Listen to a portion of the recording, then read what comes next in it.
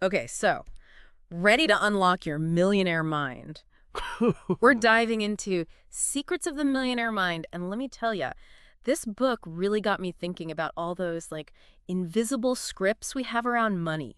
The beliefs we don't even realize are holding us back. It really is fascinating how much our financial reality is like a direct reflection of our internal money blueprint. Totally. Eker argues that this blueprint, it's often formed way back in childhood. Yeah. It shapes our beliefs about wealth long before we even understand what wealth really is. It's like that story Iko tells about his wife, right? Yeah. As a kid, she constantly heard her mom say, like, Dad's got the money. Right. Can you imagine the impact that one phrase had on her spending habits later in life? Wow.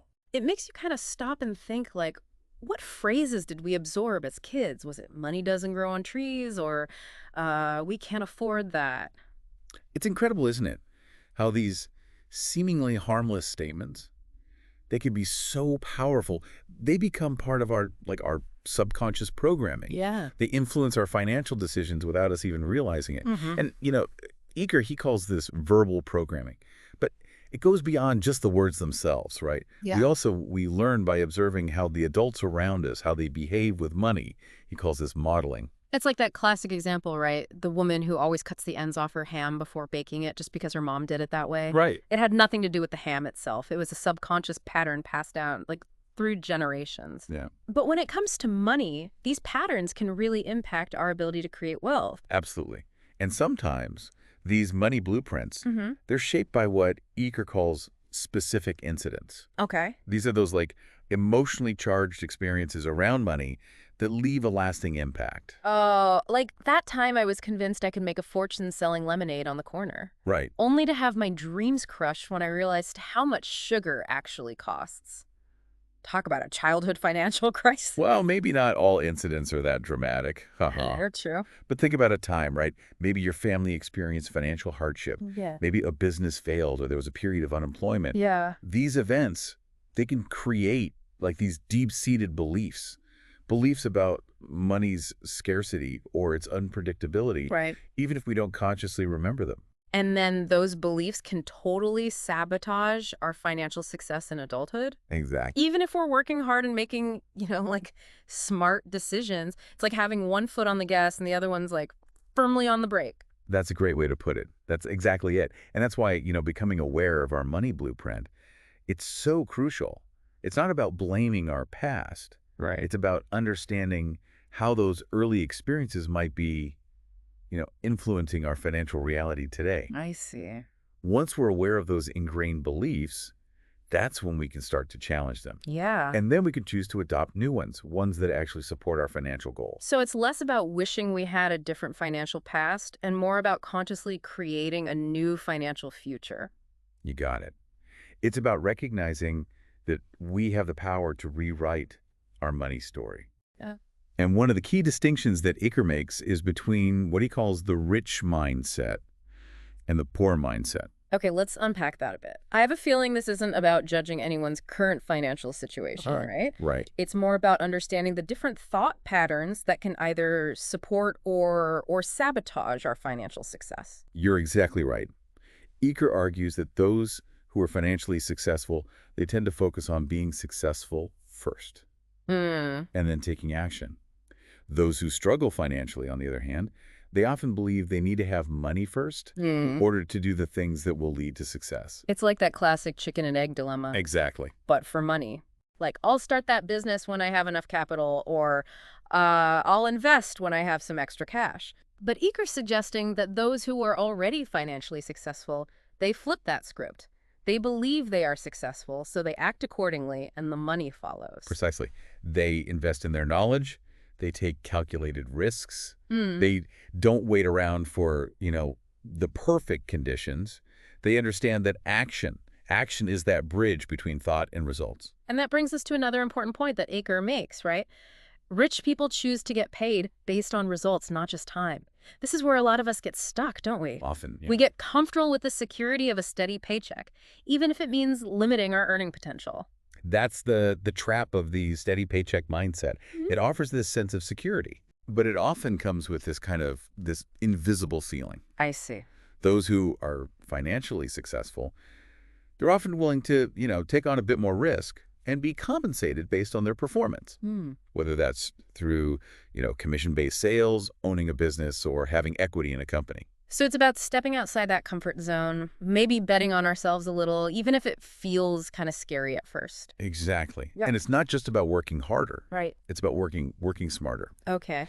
Eker talks about how those who are financially successful, they often work hard at different things. Okay, I gotta ask, what does that even mean? We usually think hard work. You think long hours, back-breaking labor. Right. How do financially successful people approach hard work differently? They work hard at learning. They work hard at growing their skills and their knowledge. They work hard at building systems that generate passive income streams. So their money is working for them even while they sleep.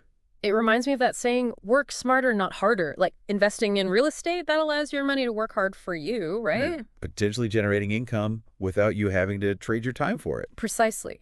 They understand that true wealth, it isn't just about trading time for money. Right. It's about building assets that generate income and appreciate in value over time. One of the things I appreciate about Eker, is how he doesn't shy away from the whole like self-promotion thing. He argues that people who are financially successful, they're often like masters at it. Okay. Masters at promoting themselves, their products, their ideas. It's interesting because, I don't know, we often think of self-promotion as kind of, I don't know, negative. Right. Like it's boastful or arrogant. Yeah. But Eker sees it as this like necessary skill for success. Exactly. He believes it's not enough to just be good at what you do. Right. You got to be willing to let the world know about it. Yeah. Those who are financially successful, they're comfortable talking about their accomplishments, Okay. the value they bring. They see it as a service to others, not as bragging. So it's about like owning our worth and sharing our gifts with confidence. Yes. I can see how that ties into that whole being successful mindset, we were talking about. Exactly. If you believe in yourself and what you have to offer, it's got to be easier to share it with the world. Absolutely. Yeah. And, all of this might sound kind of overwhelming at first. Yeah. It's easy to get caught up in that I need to do all these things to be rich mentality. Right. But Eker really emphasizes taking things one step at a time. Yeah. He even tells the story about a woman who started managing just, $1 a month. Wow. $1. That's a powerful reminder that it's not about having some huge windfall overnight. Right. It's about building those habits, even with the smallest amounts. Exactly. Do you remember what that woman ended up achieving? The details are a little fuzzy. Yeah. But the real takeaway is about shifting our mindset Okay. from scarcity to abundance. It's about recognizing that even those small but consistent actions, they create incredible momentum over time. I like that. And speaking of abundance, Eker talks about developing our receiving muscle. Okay, that sounds intriguing. What's a receiving muscle? It's a great concept. So Eker argues that a lot of us, we have this unconscious block when it comes to receiving abundance, whether it's money, love, even compliments. So even if the universe is showering us with blessings, we might be subconsciously blocking them. That's right. Wow. That's kind of a sobering thought. It is. And, this blockage, it often stems from those deep-seated beliefs about, our own worthiness. Oh, okay. We might believe we don't deserve to be financially abundant. Yeah. So we subconsciously sabotage ourselves, push opportunities away. So how do we break through that? How do we, allow more abundance into our lives? Eker suggests practicing gratitude for all the good that comes our way, Oh, no matter how small. He also encourages us to celebrate every dollar that comes in, okay. not just the big paychecks. So even finding a dollar on the sidewalk, Yes. that becomes a chance to flex that receiving muscle and acknowledge the abundance. Exactly. I love that. It's about shifting our perspective, Yes. finding joy in those little things. Exactly.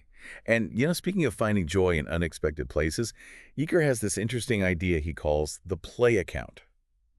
Okay, I've been wondering when we were going to get to this. Uh-huh. Play account sounds way more fun than my regular savings account. What's that all about? So it's a brilliant strategy, really, Okay. for balancing responsible money management, with that joy and freedom that wealth can bring. Okay. Eker suggests dedicating a portion of your income to a separate account. Oh. And it's purely for spending extravagantly Okay. on yourself. Wait, hold on. So we're supposed to just spend money on ourselves. Ah. Isn't that like the opposite of everything we've been taught about saving and investing? On the surface, yeah, maybe. But Eker believes it's essential to nurture our inner spirit, along with, that logical and responsible side. Okay. He argues that constantly denying ourselves pleasure, it leads to resentment. Yeah. And it could eventually sabotage our financial goals. Okay. It's all about finding that balance Okay. between enjoying the present moment and investing in our future selves. It's like that analogy of like the pressure cooker, right? If you just keep suppressing and never allow yourself to like indulge a little, you're going to explode. Better to have a controlled release valve. So the play account, that's like the release valve for our finances. Exactly. It lets us enjoy the journey of wealth creation, not just the destination. So it's like we're giving ourselves permission to, splurge a little. Yeah. Guilt-free, knowing it's part of this bigger plan. Exactly. For like financial well-being. It really does like reframe things. Yeah. And it goes beyond just the immediate gratification, right? Okay. By spending money on ourselves and doing it joyfully, extravagantly even, Right. even if it's just a small amount each month, we start to change something deeper. Okay. We start to reinforce our own sense of worthiness. We're training ourselves to receive more abundance. That's so interesting that like the act of doing that, it's Yeah. not just the thing we buy. Right. It's sending a message It's the underlying message. to ourselves about what we deserve. Exactly. It's about embodying that wealthy mindset. Yeah. Not just intellectually, but like emotionally, Yeah. experientially even. Right. And that shift in energy, it can really impact other areas of our lives too. It's like we're upgrading the operating system, but of our financial minds. Uh-huh. I like it. Out with the old scarcity programming. Right. In with the wealth generating mindset. But Eker also talks about our circle, right? Surrounding ourselves with the right people. He's got that line, if you want to fly with the eagles, don't swim with the ducks. Absolutely.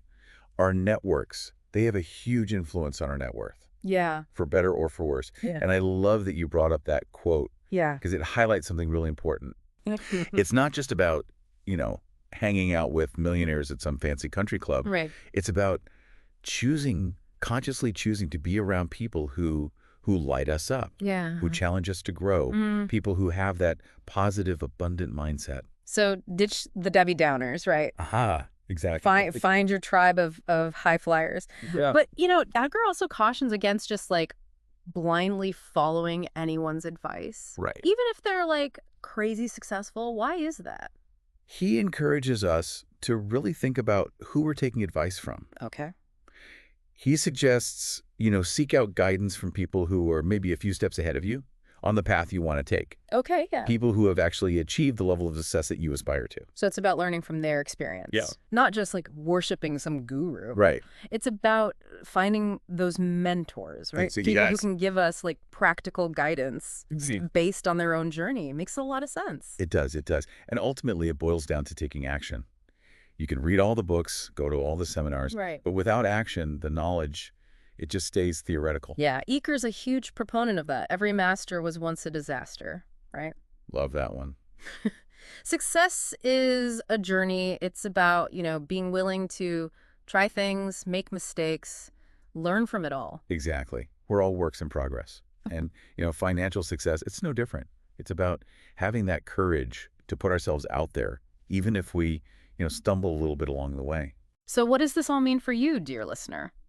Well, like Eker suggests, why not try creating that play account? Yeah. See what kind of shift it creates. But bigger picture, think about how you can balance, responsible money management with actually enjoying it. Yeah. The joy, the freedom. Wealth isn't just about the destination, right? It's about enjoying the ride. It really is. And remember, you have the power to rewrite your money story. Yes, you do. You can create the life you want. It starts with that mindset shift. Mindset is huge. It takes commitment to keep learning, keep growing, and most importantly, to take action. Consistently. Couldn't have said it better myself. Thanks for diving into Secrets of the Millionaire Mind with us.